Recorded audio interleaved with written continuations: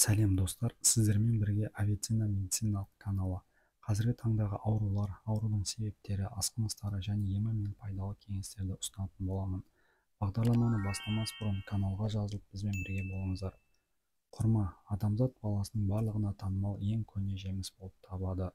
Өзінің нәзік, тәтті әрі құнарлы сипатымен қазіргі таңда да көптеген әлем елдеріндегі маңызы зор жеміс болып отыр. Ғалымдар бұл жемістің барлық жаңа қырын және таң қалдырарлық ерекшелігін әрі таңдаулы ас екендігін ғана емес, небір түрлі ауру сырқаудың таптырмас емшісі екендігін анықтап отыр. Құрма қатерлі ісік ауруына қарсы заттарға бай. Әсіресе құрманың магнийге өте бай болуы оны барлық өзге пайдалы тағамдар мен жемістердің ең алдыңғы қатарына шығарған. Магнийдің маңызды болуының мәні мынада: ол адам ағзасында аса қатерлі рак ауруының пайда болуына тосқауыл қояды. Осы себепті де құрманы тағам ретінде үнемі қолданушы аймақ тұрғындары мұндай аса қауіпті дерттің барын білмейді.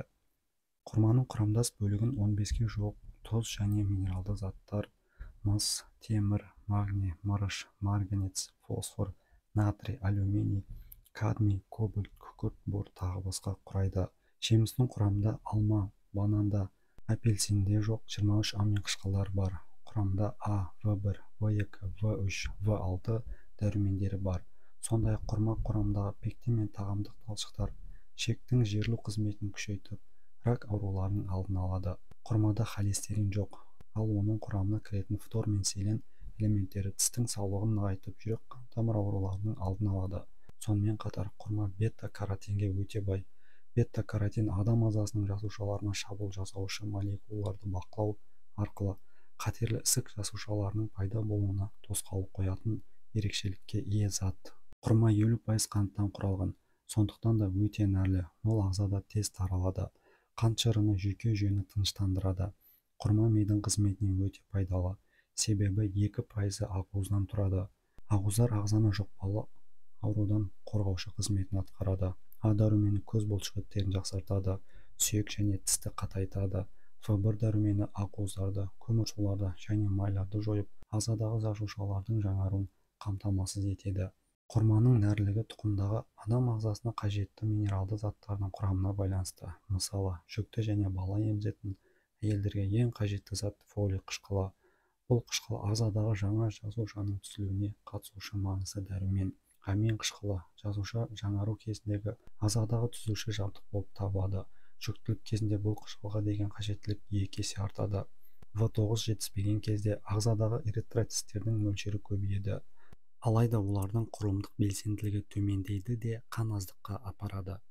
Сондай-ақ фолий қышқылы жасушаның бөлінуі кезінде және де жасушаның құрылу кезінде әрі нәрестенің анасының жатырында даму кезінде ана ағзасы осы қышқылға мұқтаж болады. Ал құрма В9, яғни фолий қышқылы дәруменге өте бай. Жүктілік кезінде көптеген әйелдердің біраз уақыт жүректері айнып және де физиологиялық өзгерісте жүреді. Нәтижесінде ағзаға калий жетіспеушілігі басталады. Осы кезде жүкті әйел құрамында осы элементі бар тамақтар жеуі тез. Калий құрмада көп мөлшерде бар деуге болады. Ол болашақ ананың ағзасындағы судың тепе-теңдігін сақтауға көмектеседі. Калий ағзаға миға қажетті оттегін алуға көмектеседі және де ойдың сергектігін қамтамасыз етеді. Мұнымен қоса ағзаға қажетті суды және де бүйректегі қалдықтар мен зәрдің шығуын реттейді. Ағзадағы жеткілікті калий жоғары қан қысымын болдырмай, дененің терісіне жақсы әсер береді. Темір құрмадағы тағы да бір минерал. Ол қанның қызыл жасушаларындағы эритроциттер түзуші гемоглобиннің жұмысын реттейді. Қан аздықтың алдын алады және де баланың дұрыс жетілуіне көмек береді. Эритроциттер оттегі мен көмір қышқылды алмастыруды маңызды рөл атқарады. Құрма темірге бай, сондықтан да күніне 15 құрмадан артық жеген адам ағзаға қажетті темірді алған болады. Құрмада кездесетін кальций мен фосфат қаңқа сүйектер мен тірек қимыл аппараттарының дұрыс қалыптасуын қамтамасыз етеді. Бұл жемісті үзбей жеу ағзаны сынғыш сүйек пен остеопороздан сақтайды. Ғалымдар құрманың адамның жүйке талшықтарының қызметінің жақсаруына тигізетін әсерін ерекше айтып өтеді. В6 дәруменінің адам ағзасына беретін әсерін зерттеген Беркли университетінің дәрігерлері құрманың құрамындағы В6 дәрумені жүйке жүйесін жақсартып, құрамындағы магнийдің бұлшықеттің жұмысында маңызы зор екендігін анықтады.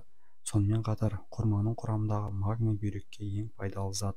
күніне 2-3 тал құрма жеген адам ағзасына қажетті магнийдің тәуліктік мөлшерін алған болады. Құрмадағы В1 дәрумені жүйке жүйесінің қалыпты қызметін сау қалпында сақтауға көмектеседі. Сондай-ақ В2 дәрумені ағзадағы көміртегінің тасымалдануына көмектеседі. В1 және В2 дәрумендері ағзадағы ақуыздардың, көміртектің және майлардың ыдырауын қамтамасыз етіп, жасушалардың жаңарып отыруына әрі ағзаны керекті күш-қуатпен қамтамасыз етеді. Құрманың құрамындағы А дәрумені иммунитетті нығайтып, ағзаның сыртқы әсерлерге төтеп берушілігін арттырады және де көздің көруін жақсартып, сүйек пен тістерді қатайтады. Құрметті достар, видео ұнаған болса лайк басып, каналға тіркелмеген болсаңыз тіркелуіңізді сұраймын. Мені қолдағаныңызға мың алғыс.